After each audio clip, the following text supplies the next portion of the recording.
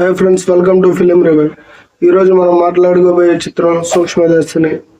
ఇది Malayalam cinema. Disney హాట్స్టార్లో తెలుగులో available ఉంది. ఒకసారి చూడాలనుకుంటే చూడండి. ఈ సినిమా మూవీ క్యాస్టింగ్ విషయానికి వచ్చేటప్పటికి జోసెఫ్ నజరియా తెలుసు కదా, సికావత్ బాబాయ్ వాళ్ళ ఆవిడ. చాలా అద్భుతంగా చేశారు ఇందులో. ఇంకా ఈ సినిమా ఒక లైన్, ఈ లైన్ విషయానికి వస్తే హౌస్ వైఫ్ ఈవిడ ఎవరు మన నజరియా, వాళ్ళ ఇంటి పక్కన కొత్తగా ఒక ఫ్యామిలీ వచ్చి దిగిద్ది. వాళ్ళు చేసే కొన్ని యాక్టివిటీస్ కొన్ని సస్పెక్టివ్గా ఉంటే ఈవిడ వాళ్ళని ఇన్వెస్టిగేట్ చేయడం. అంటే లేడీస్ ఇళ్ళల్లో ఖాళీగా ఉండే ఆడవాళ్ళు ఆ పక్కింట్లో ఏం జరుగుతుంది, ఆ ఎదురింట్లో ఏం జరుగుతుంది అనే విషయాల మీద ఎంత ఆరాగా ఉంటారో, అలాంటి ఆరా విషయంగా వాళ్ళ ఇంట్లో జరిగే ఒక చిన్నపాటి తప్పుని పసిగట్టి పట్టుకొని పోలీసులకి అప్పచెప్పి ఆ తప్పుని జనాలందరికీ తెలిసేటట్టు ఎలా చేసింది అన్నదే ఈ కథలోనే ముఖ్య సారాంశం. ఈ సినిమా రైటర్స్ వచ్చేటప్పటికి లిబిన్ అండ్ అతుల్. ఇందులో హీరో క్యారెక్టర్ పేరు కూడా లిబిన్ అని పెట్టారు, బాగుంది. ఇంకా హీరో చూస్తూనే ఉన్నాం, అతను కూడా ఈ మధ్య ఫేమస్ అవుతున్నాడు. ఇక మూవీ విషయానికి వచ్చేటప్పటికి మనకి మూవీ నేను చెప్పినట్టుగానే చాలా సింపుల్గా వెళ్ళిపోద్ది. ఇక మూవీ రివ్యూ విషయానికి వచ్చేటప్పటికి సినిమా అనేది ఒక సింగిల్ లైన్లో చాలా చిన్న బడ్జెట్లో చాలా సింపుల్గా 2 ఇళ్ళలు ఒక ఇల్లు ఉంటుంది, ఆ ఇంటి చుట్టూ ఒక 4-5 ఇల్లులు ఉంటాయి. ఒక 4-5 ఇళ్ళల్లో వాళ్ళు ఒక ఇంటి మీద ఫోకస్ చేస్తారు. కామన్గానే ఎదురింట్లో ఏం జరుగుతుంది, మన ఇంట్లో ఏం జరుగుతుంది అనే విషయాలు ఒకరొకరు చూసుకుంటారు. దాన్ని బేస్ చేసుకునే ఈ సినిమా అనడం జరుగుతుంటుంది.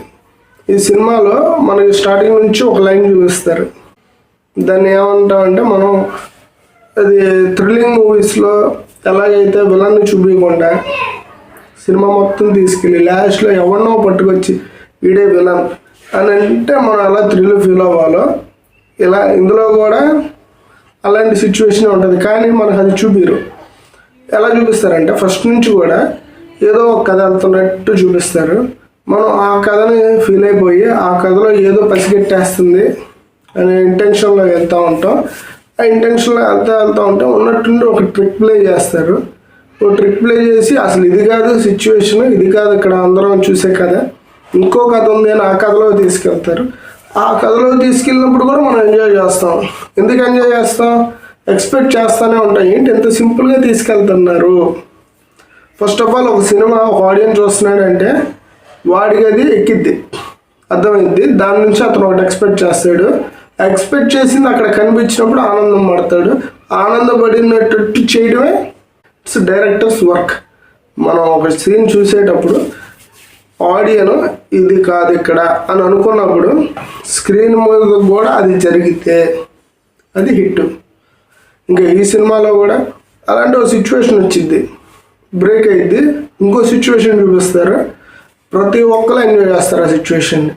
కానీ ఇందులో ఈ సిచ్యువేషన్కి రీజన్ ఉంటుంది.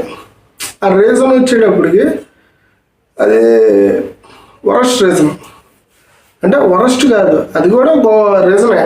కానీ అలాంటి రీజన్స్ని చూపించి ఇలాంటి ఒక సినిమాని తీసుకెళ్ళాము అని చెప్పడం అనేది తప్పు. ఎందుకంటే మనం ఈ మధ్య చూసుంటాం, అంటే సుందరానికి ఆవిడ యాక్ట్ చేశారు, మన తెలుగులో నాన్నగారి హీరో. అందులో కూడా సినిమా అంతా ఎక్సలెంట్ ఉంటుంది, చాలా బాగా వెళ్ళిద్ది. ఉన్నట్టుండి క్లైమాక్స్లో మనకి ఒక రోగం పేరు చెప్పి, ఒక జబ్బు పేరు చెప్పి దాన్ని స్కిప్ చేసేస్తాడు. ఫస్ట్ ఆఫ్ ఆల్ ఒక సినిమాని కానీ ఒక కథ కానీ రాసుకునేటప్పుడు ఇప్పుడు మెడికల్ టర్మినాలజీలో కానీ సైకలాజికల్ టర్మినాలజీలో 100 ఉంటాయి. ఉన్నట్టుండి అది పెట్టేసి దానివల్ల ఇది ఇలా అయింది అని పక్కకి జరిపేయడం అనేది తప్పు. అలా చేయడం వల్ల జనాలకి ఇంట్రెస్ట్ పోయిద్ది. మనం ఈ సినిమా చూసుంటాం, ఎవరిది శర్వానందను సాయి పల్లవి సినిమా, మనోడు సీతారామన్ తీసిన డైరెక్టర్ తీసాడు అని రావుపూడి. ఆ సినిమా కూడా ఎక్సలెంట్ ఉంటుంది. క్లైమాక్స్లో దాని రోగం పోయింది. ఎందుకు పోయిద్ది? జనాలు ఎమోషన్తోనే వెళ్తారు.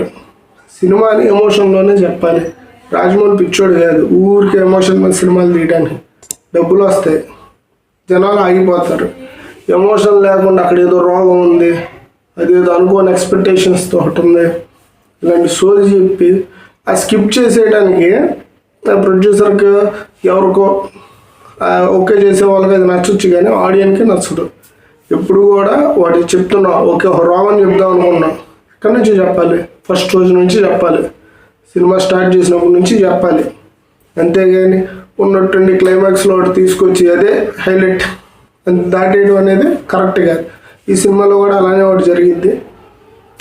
సో దానివల్ల ఈ సినిమా నచ్చదు. కానీ అప్పటికే సినిమా నచ్చి ఉండడం వల్ల, దానికి కూడా మనం ఓటీటీలో చూడటం వల్ల సరేలే పోనీ అయిపోయింది ఏదో అయిపోయింది అని చూస్తాం. బట్ ఈ సినిమాకి ఇంకొంచెం ఛాన్స్ ఉంది. అలాగే ఈ మధ్య కాలంలో వచ్చే సినిమాల్లో కూడా ఇలాగా మెడికల్ టర్మినాలజీని పెట్టుకొని స్కిప్ చేసేస్తూ ఉంటారు క్లైమాక్స్ని. అది ఖచ్చితంగా కరెక్ట్ కాదు. అది హిట్ అయిన దాఖలాలు కూడా లేదు. ఒకవేళ కావాలంటే మీరు కూడా చూసుకోండి. ఇంకా ఎందరితో ఈ మూవీ రివ్యూ అనేది పూర్తి చేయడం జరుగుతుంది. ఇంకా మ్యూజిక్ విషయానికి వచ్చేటప్పటికి ఈ సినిమాలో పాటలు లేవు. బ్యాక్గ్రౌండ్ మ్యూజిక్ విన్నంత వరకు ద బెస్ట్ కొట్టారు. ఇందులో ఒక ఓల్డ్ ముసలిదాని క్యారెక్టర్ ఒకటి ఉంది, ఎక్స్ట్రాడినరీ చేశారు ఆవిడ. వీళ్ళు హీరోయిన్ ఈ క్యారెక్టర్ల కన్నా కూడా ముసలావిడ క్యారెక్టర్ బాగా రిజిస్టర్ అయింది. ఇంకా హీరో గాడికి ఒక అమ్మాయిని లవ్ డీల్ చేస్తాడు. ఆ అమ్మాయి కూడా చూడటానికి చాలా అందంగా ఉంది. హీరోయిన్ కంటే 4-5 సార్లు ఆవిడ అందంగా కనిపిస్తారు మనకి. అది ఆనందించాల్సిన విషయమే.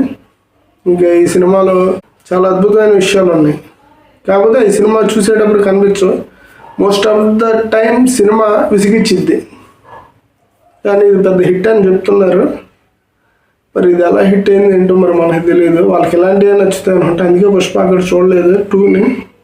అల్లు అర్జున్ సినిమాలు అన్నీ చూసి పుష్ప 2 చూడలేదు వాళ్ళు. మరి ఈ సినిమా చూడటం వల్ల చూడలేకపోయారేమో. ఇంకా ఈ సినిమాకి నేను ఇచ్చే రేటింగ్ 2.5 అవుట్ ఆఫ్ 5. ఇంకా thanks for watching. Like, share, subscribe చేసుకోండి. Thanks for watching.